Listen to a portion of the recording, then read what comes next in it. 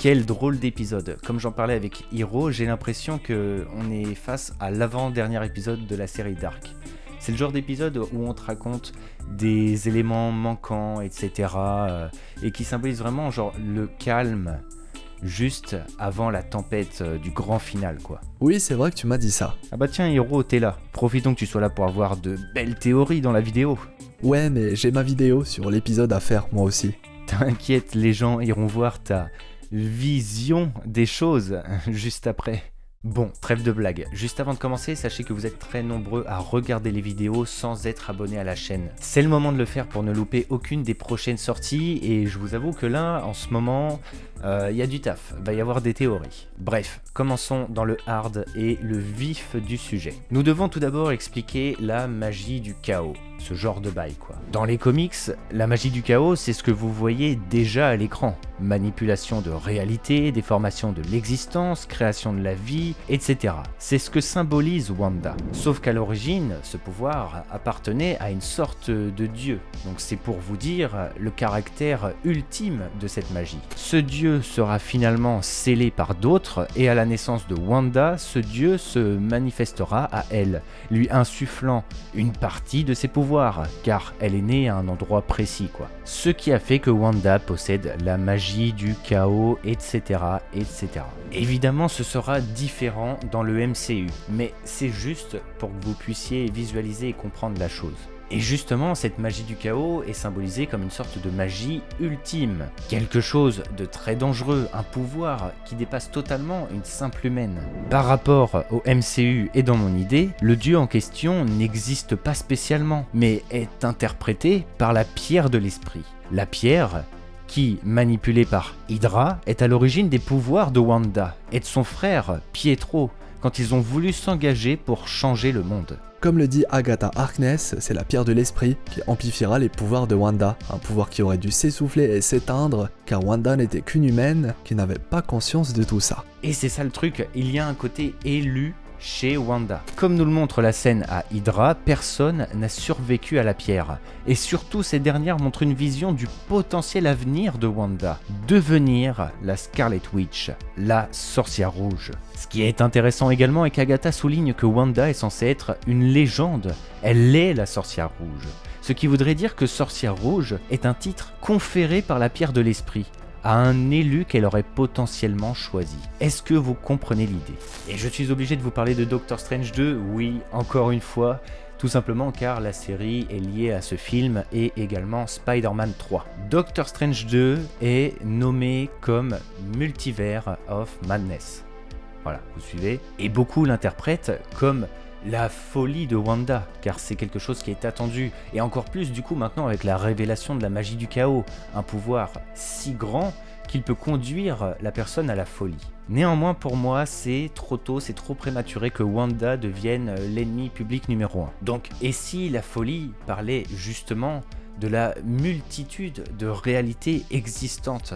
Qu'en quelque sorte le multivers est immense, les réalités sont très nombreuses, bref, une sorte de folie des grandeurs. Vous le savez tous, l'arrivée du multivers est imminente et sera le point central du film de Doctor Strange 2. Stephen Strange, qui prend le rôle initial d'Agatha, en devenant très certainement le futur mentor de Wanda. Donc simple idée comme ça, mais si le film nous racontait donc le voyage de ces deux héros à travers les réalités pour découvrir l'origine du statut de Scarlet Witch, comprendre ce pouvoir sombre et ancien, et possiblement découvrir les autres élus de la pierre à travers les réalités, qui étaient les possibles premières Scarlet Witch. Bon j'avoue je commence à partir un petit peu loin, mais c'est un sujet qui est vraiment fascinant. Pour revenir à la série, deux choses me bloquent. Comme vous le savez, Wanda n'était pas seule à acquérir les pouvoirs de la pierre de l'esprit. Pietro lui aussi en a eu. Qu'est-ce que cela signifie du coup ? Est-ce que Pietro était une sorte d'élu lui aussi de la pierre? S'il était encore vivant, aurait-il été un possesseur de la magie du chaos? Et si c'était quelque chose de familial? J'ai souvenir que dans les comics, la véritable mère de Wanda était l'ancienne Scarlet Witch, avant elle. Info à revérifier, mais l'épisode nous laisse suspecter que Wanda possédait déjà des pouvoirs avant sa rencontre avec la pierre. Donc, est-ce que les véritables origines de Wanda et Pietro ne sont pas celles que l'on croit? C'est trop difficile à définir pour le moment. Et pour continuer, qu'en est-il d'Agatha? Son rôle devient de plus en plus flou pour moi au fil des épisodes. Dans les comics, elle est la mentor de Wanda. Sauf que ce rôle sera normalement pris par Strange dans le MCU. Il semble que cette dernière ne soit pas véritablement hostile à Wanda.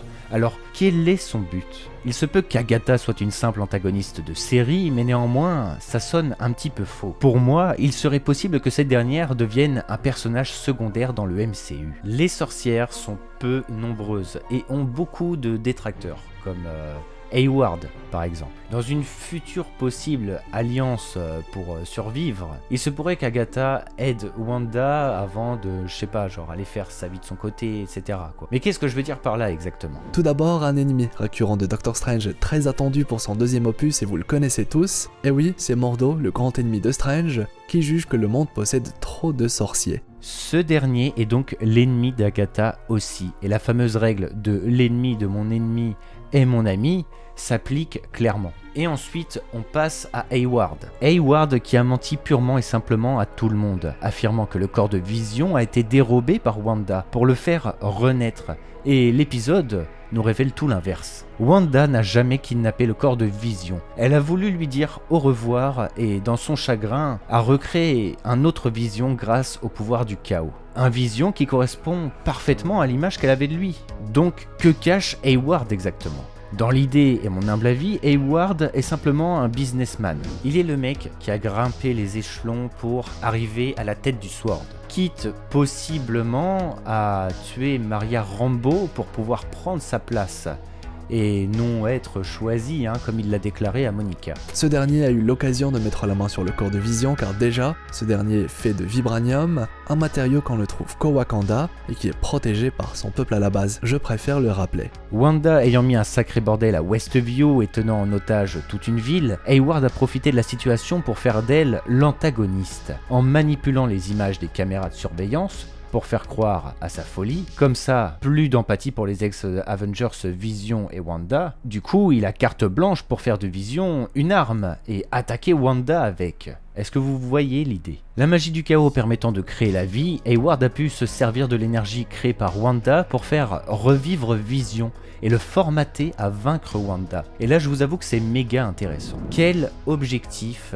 et quel avenir prévoit Disney concernant le personnage de Vision? La symbolique de l'épisode autour du personnage, et même depuis le début de la série, nous montre que Wanda n'arrive pas à passer à autre chose. Mais elle n'a pas le choix. Le deuil est même expliqué depuis la bouche de Vision. Aujourd'hui, ce personnage symbolise le deuil que Wanda doit faire par rapport à son âme sœur. Mais c'est là le souci. Comme teasé dans Infinity War, Shuri a le pouvoir de faire renaître et reconstruire Vision, sans la pierre. Donc Vision peut revenir, alors pourquoi cette thématique du deuil? Que va-t-il advenir de Vision au cours du futur affrontement entre la sorcière rouge et le synthézoïde? Est-ce que nous finirons sur un adieu définitif du couple? Ou est-ce que Wanda réussira-t-elle à faire revenir son bien-aimé? Cet épisode était vraiment particulier et j'espère que ma vidéo vous aura plu. La prochaine fois, c'est le grand final, la fin de la série. Et accessoirement le début d'une nouvelle ère, le début de l'arc du multivers. A vous de me dire vos idées, vos théories en commentaire. Je prendrai un petit café et je lirai évidemment tout ce que vous avez marqué avec grand plaisir. Évidemment, je vous partage ma vision. Voilà, cette blague commence à être un petit peu trop récurrente. Bref, ma vision des choses propres à moi et mes idées. Si ça vous intéresse d'ailleurs, l'ami Hirosef a évidemment fait lui aussi une vidéo sur l'épisode numéro 8 que je vous invite à aller voir et qui est disponible dans la description. Et j'apparais d'ailleurs également dedans. N'hésitez pas à vous abonner, à laisser un petit pouce bleu, écoutez, c'était Argorok et que le Lionheart soit avec vous. Allez, ciao tout le monde.